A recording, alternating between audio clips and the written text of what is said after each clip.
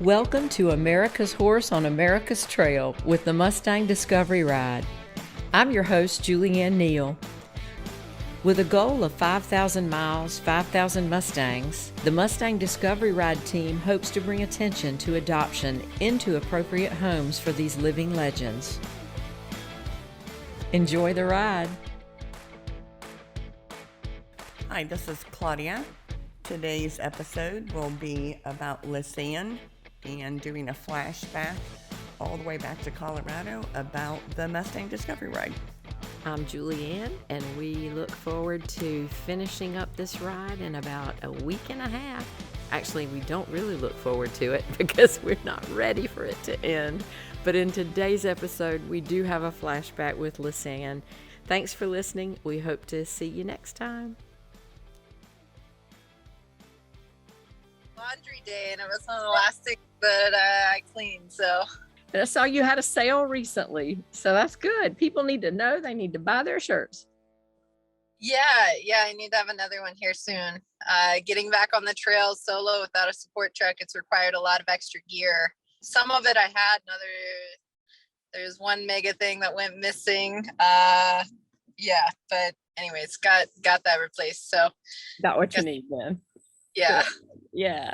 Well, I'm glad you had a chance to talk today because you're getting ready to head out and riding on down the road and hitting the rest of Colorado. So before you tell me about that, it's been a minute, hasn't it, that you've been just having to sit. So you've been at Danny's? Yeah, so Danny, now King, was a really good friend of mine back in high school. So yeah, it's been good to hang out with her a little bit. I haven't really been there very much. And when I am there, I'm pretty busy. So yeah, I've just kind of been all over the place, just trying to get stuff prepped and dealing with different obstacles along the way. So Yeah. Well, before we talk about any obstacles, you've had some great meet and greets and film screenings and all that kind of stuff. So tell me about, there was one at a sanctuary and I was really excited to hear about that one. They're just starting it up, I guess, Cynthia and them. yeah, so Rocky Mountain Mustang Refuge. It was super cool to be there. It was really cool because it just ended up being me and my videographer there. We didn't really host an event. We got a private tour though of everything. Ooh. And it's stunning. I mean, it's absolutely a super, super beautiful place. So yeah, it's really cool what they're doing. So they aren't actually a sanctuary. They're calling their place a refuge because they aren't taking in like unwanted horses and horses that need sanctuary per se, but they're taking in horses directly from the BLM so they can adopt them out of holding and already give them a home and a good space out on their 2,000 acres. So yeah, really, really cool place. And they're just developing everything and it's very young, but just to see all of the good there is really incredible how it's all coming together. So I really, really enjoyed it. It's really great to be around like-minded people that just want to help these horses get out of holding. So yeah, I really enjoyed my tour of the Rocky Mountain Mustang Refuge. Very cool. Well, you mentioned videographer, and I know Susan De Silva has done a lot in the Colorado portion of filming and all that. And so she told me that she's got some great footage from that day. So I'm looking forward to seeing it. That's going to be nice. And then you went to Terry and them did have a meet and greet on Friday, right? Yeah, they did. And, it was something that we threw together really fast. Thank goodness for Lisa on the other end of things, Lisa Dearson. Because I got put together within under a week, and then I got 2 news interviews on the local news here, so that was really cool to get the word out for that. And it was actually a pretty good turnout. We had Kayla, I think her last name is Stone, show up with her Mustang, and she did some amazing stuff while I just yammered on per usual, but she worked her horse riding completely at liberty, even did some jumping and went through an obstacle course. And it was really, really cool to see. She does a great job of showcasing the Mustangs. One thing that I also really wanted to highlight too is Terry and her husband, like they're a little bit older, but they really care and love for these Mustangs, and they did it the right way. They adopted a Mustang, and then they hired a professional Mustang trainer to train their horses and get them started. And then they started taking lessons with that trainer to understand like how that horse works and operates.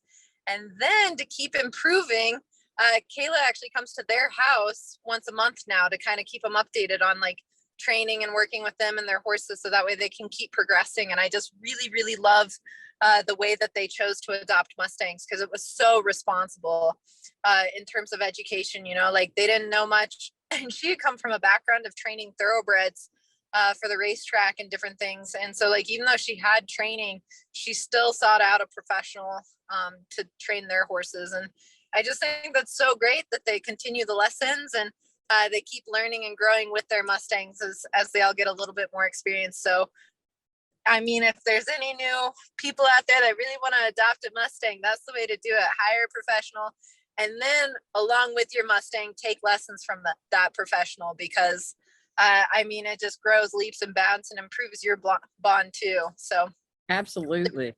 So, and I'm glad you had a crowd for that. And you've had a lot of news reporters come out, and some horse people, some not, it sounds like. So tell me about that.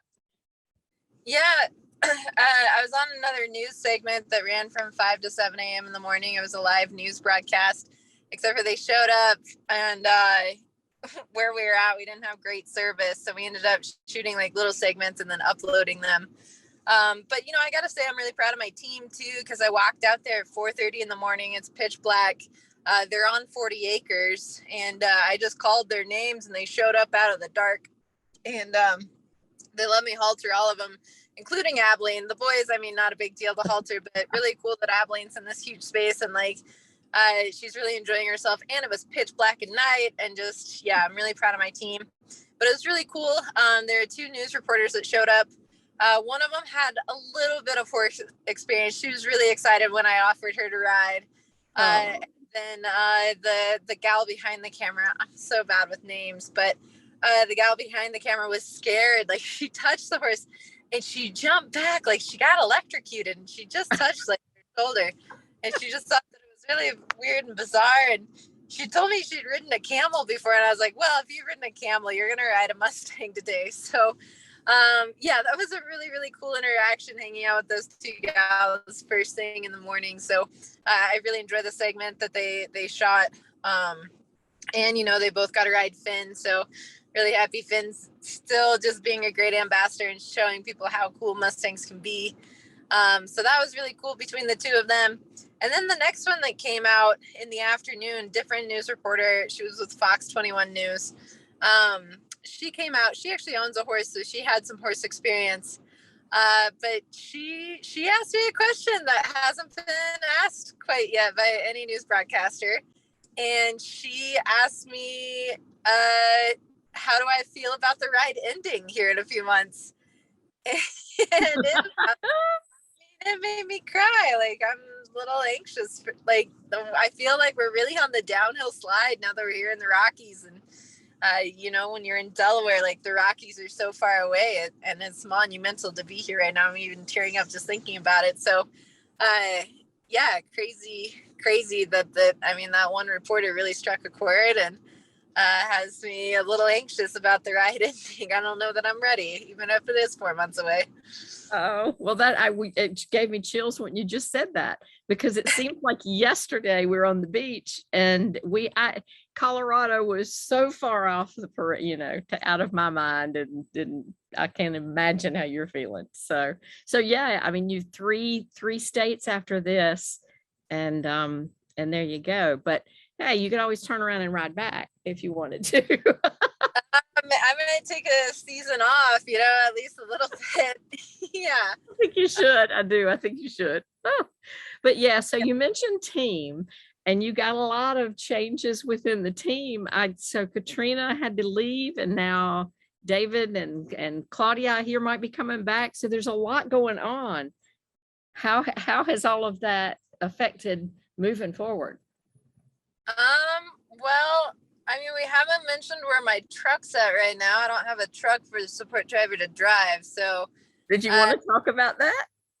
A little bit. So I really messed up. I had a pretty good blonde moment. I put DEF on my diesel tank, and everything is super booked out here. So like they aren't even able to look at it until 3 weeks. So it's only been like 10 days. So maybe by the end of this week, they'll look at it by chance. So hopefully that happens. But you know, Susan does stuff like she came out, she shot some great stuff, but like she has some health stuff that she can't really be away from, like refrigeration and a few modern improvements very long. So she wasn't able to join without the support truck and trailer. And Katrina, same thing.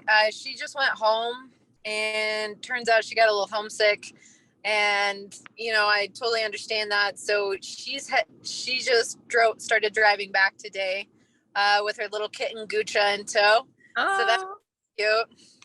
I'm really happy for her. But yeah, I mean, I've been so anxious to get back on the trail. I think we've been stopped 3 or 4 weeks. I really haven't really ridden since Missouri, and that was a long time ago. So, I mean, well, the horses and I were all really out of shape. So we're going to take it slow, but I'm actually really eager and really excited to be riding alone for a little bit.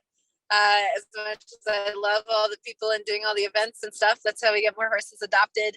For me, this trip really a big thing is the connection that I have with my animals. So, yeah, I'm really excited for it just to be me and them for a little bit and not dealing with any people. So, especially because we're getting out into like more public lands and stuff. So, I'm excited to get back to my roots and start camping and feel a little bit more at home among my animals, and not so much of like putting on the face every day and having a camera in my face all the time. I do have a bunch of filming equipment though that I'm excited to take on the road. Yeah, from a podcast way long ago, I did shatter my phone back in Ohio. No, Indiana. No, it was Ohio. The day we were leaving Ohio. Okay. Anyway, shattered my phone, but I have a new phone which has a better camera, but I also have my old phone still with me that has a lot of extra storage space now. So I'll have a couple of options along with the GoPro. So pretty excited, all of that. So I'm not too worried about like the filming being out on the trail alone. So I'm pretty excited for it, honestly. well, I have to say the same thing, because I know when I first heard that you were kind of moving forward and the support truck was going to be out of it for a while, I was like, that's scary. But, you know, I have to remind myself, you used to do this all the time. You know, you've ridden by yourself before. And so it's not like it's the end of the world. And I know that's really what you've been wanting, is to get off the grid for a bit and to spend some time with your horses. And Karen just did the same thing with hers, you know, riding to Moab, and people do it all the time. So are you nervous at all? Or are you feeling really, really good about it? Yeah, I mean, I'm not really nervous at all. I'm just so anxious to get back on the trail. I'm super excited. You know, I think a lot of people get really stressed out about worst case scenarios, and I feel pretty comfortable in terms of like equipment on what I have for worst case scenarios as well. You know, it's a big deal to travel with. I have both a satellite phone and a like SOS satellite device. I'm trying something new versus like the Garmin InReach stuff, but the Zoleo, I'm really excited to try it out. So I've been doing some testing over the last few days, just making sure that all the gear and everything works. So pretty excited about that. And, you know, I have some really good dogs with me, and I have some really awesome Mustangs. So I've been carrying all of this packing gear with us since Delaware. And like, I've never packed my horses this whole trip. So Right. you know, it's a long time to carry it, especially when you're moving all the time. It's a bunch of gear to carry and pack around without having ever used it. I mean, all the pack saddles and panniers and everything. So really excited to finally get those and put them to some use. Yeah. And so logistically, you're okay with water. I mean, that's what I always come back to. Where's the water? But you kind of map that out before you head out for the day each day. Yeah, so I'm gonna play it pretty slow the first few days, just because we all need to get legged up. And so essentially, like, you know, I'll only be doing about 10 miles a day. Mhm. And water here, I mean, it's been flash flooding nearly every day. So even a lot of like the reservoirs are full for this time of year right now. So yeah, but it was great because I talked to a lot of BLM and Forest Service people while I was kind of trying to plan everything out. And they had already like the one BLM guy was just on top of it. He heard I was coming. He had already printed out the map, And on the map, he had marked it all up of like places where he's ridden and he's been and he's gone out. So that was really cool to see just how excited they were about what was going to happen. So I'm really excited too, just to get out there. And yeah, I mean, water is always definitely a big thing, but we'll stop for water and we won't push it. So we won't take any risks like that. Yeah, that's good. And it sounds to me, I was reading through some of the BLM stuff on their website, and it sounds like Utah is probably the one area that there's more concern about finding water there than anything else. So Yeah, Colorado's probably fine. yeah, Utah and Nevada, I'll definitely have to have my support vehicle to get across those. But where I'm at here in Colorado right now, I'm not too worried about water. It's pretty frequent. That's cool. Very cool. And so you'll pack up Abilene, and will you ride Chileno still? Is he still the go-to? Yeah, so I was trying to figure it out because, I have packed Abilene a little bit, but that was last summer. That was a long time ago. Yeah. So I don't feel super comfortable putting her in a string yet. So what I decided is I'm going to ride Chileno. I'll pack Abilene with all the feed and stuff. I'm not going to put my valuables on her. And then I'm going to pack Pistachio, who's been packed so many times. He's super awesome. So I'll pack him up with all my personal valuable things. And then behind him, I'm going to tie Phin to that saddle. So I'll have like one string down one side and then Abilene on the other. That's probably pretty wise. That's my game plan to move with 4 animals solo right now. So now you have a tent. Who packs the tent, or do you even worry about a tent? Yeah. So I got a tent. Now I got everything. Yeah, I'm really excited because I have my fancy bedroll still. I waffled on what tent to take quite a bit because I have this really cool like one-man tent that's so pretty. Like you can open up both sides and like you're still protected from the bugs, but it's you get such a great view. But there's not a lot of room in there, and I now have another dog. Zende. I mean, when I was previously using that tent, I didn't quite have Zende yet, so that was quite a ways back now. But yeah, so I'm bringing my teepee tent, the one that I bought for the wood stove. I'm not packing my wood stove. I'm not too worried about the cold right now. Yeah. So I'll just bring my normal layers. My sleeping bag is rated to 0 degrees. I'm not bringing the negative 35-degree one. That would be too much. So yeah, I mean, name of the game is always layers on everything. So I'll have all of that. I have my kitchen dialed in. I have a couple jet boil stoves that I cook on. I just went to REI. They always have like the best selection of all like the meal ready foods that are dehydrated that you just add water to. I have 4 or 5 different water filtration systems because that's always my biggest fear is just drinking healthy water. Yeah, I mean, and quite the technology. And yeah, I mean, I feel really good about my gear right now. I'm pretty happy with it. You're beaming. I can tell you are so happy. You're beaming. Yeah, I mean, it's taken me a lot of years to get like the gear and like the experience and everything dialed in.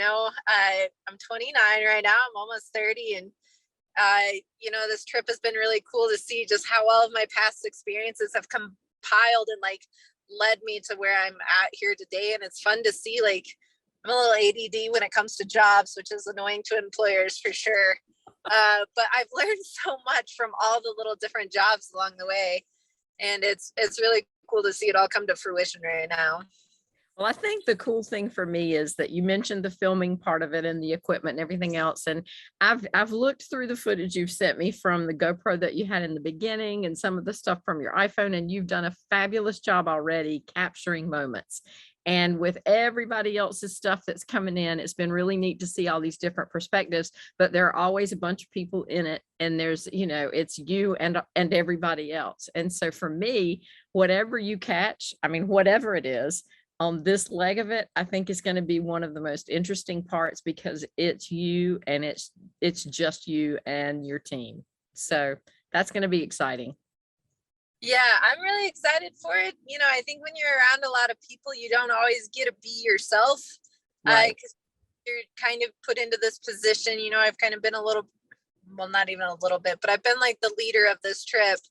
But sometimes you have to like really suck it up and like push down some anger or like let shit go that like you just don't want to deal with. Yeah. But I'm really excited. Like everything's on me. Whatever goes wrong, that's my fault. I'm very excited about that. Dealing with other people, it's always something. So yeah, for me, this is coming at definitely a critical moment in the trip, because in a lot of ways I felt really burnt out. So I'm excited to continue to keep the trip going, and do what I originally set out to do, which is like ride and pack my horses. Yeah. The opportunity really so far. Yeah. So yeah, I think Abilene's getting excited every time she talks to the animal communicator, Tinny Gravette. Abilene's always talking about how like she wants to be ridden here lately, but I've tried to convince Abilene that it's not safe yet. We need a better environment where we can be consistent with each other. Right. But I think Abilene's going to be really excited to have a job every day and feel super useful. So, because I need her right now. So yeah. Need the whole team. So I can't, because I sat and debated, traveling with 4 animals alone solo, that's a lot to deal with. But they're a really good team, and I just couldn't bring myself to separate it in any way. So yeah, they each have a critical role, that's for sure. Right. Well, and it sounds like, it'd be so much easier to leave somebody at Danny's place or whatever. But yeah, how do you split them up and how do you decide who to leave? I don't blame you a bit. I think that's wise. Keep them together. If I was going to leave anyone behind, I kept coming to Chileno, but then I was like, oh my gosh, I go so slow if I left him behind. That's right. He's your mover and shaker, keeping you going down the road. Yeah. Pistachio is my best pack horse, I can't leave him behind.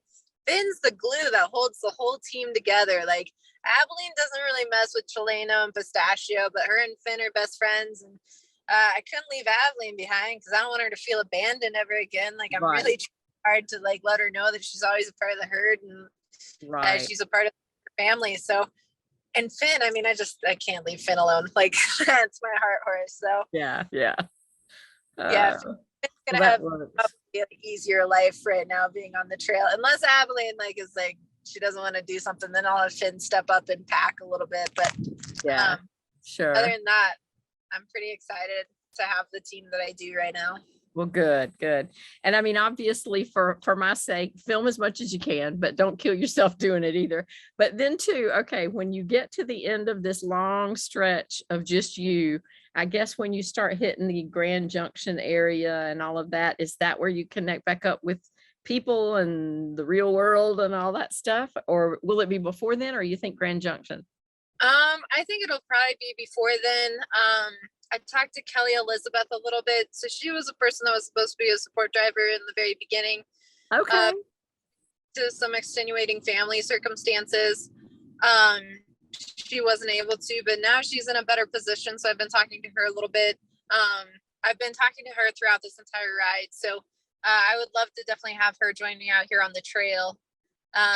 Beyond that, I'm not really sure. Claudia definitely said that she would come back, but again, it's a little more difficult without a support truck happening. Right. So in some ways it's just easier to be a little bit solo right now without that truck. Sure. So a lot hinges on the truck at the moment.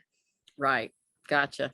Well, as you do start hitting the real world and people and all that kind of stuff, it'll be interesting. If we just never see you again, we'll know that you veered off and decided to hoof it on your own and you liked it a lot better. Yeah. And, everyone's worried about, always the worst. But I think, honestly, if I were to die, I'd die really happy. So well, don't even talk about that. Yeah. I mean, it's just, that's everyone's biggest fear is what if something bad happens? But, life is meant to be lived in a big way. And so, yeah, I'm excited to be out here living it right now. So it's been a lot of hurdles and a lot of obstacles to get there. But, man, I'm so excited. Tomorrow I'm moving my stuff and my gear, and then Wednesday I get to start riding on the trail. So that is fantastic. Well, I'm so happy for you. If there's anything I can do, let me know. I know you probably can't, but every now and then I hope to hear a little word from Lisa or somebody to say that you're doing well and that everything's going well. But it'll be great. Yeah. So if anyone's worried about me, Lisa will be the person to contact. I have her and my father set up as my like SOS deals. But Lisa, actually, I have like that satellite device set up to update her with my location every 2 hours. Excellent. So that'll just send out an automatic update to her. So if Sure. anyone wants to get a hold of me, they have to go through Lisa. I'm going off grid and I'm pretty excited about it. Well, I'm so happy for you. Enjoy it. Enjoy it. Enjoy it. You deserve it. Thank you very much. And, you know, it's just a good testament to the Mustangs and how trustworthy they can be. So, yeah, I wouldn't do this if I didn't trust and love my horses a whole lot. Absolutely.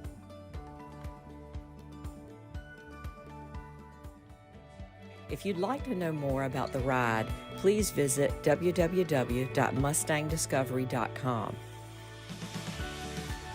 If you'd like to support the upcoming documentary or docuseries, please visit jamediaconnections.com. We really do appreciate your support.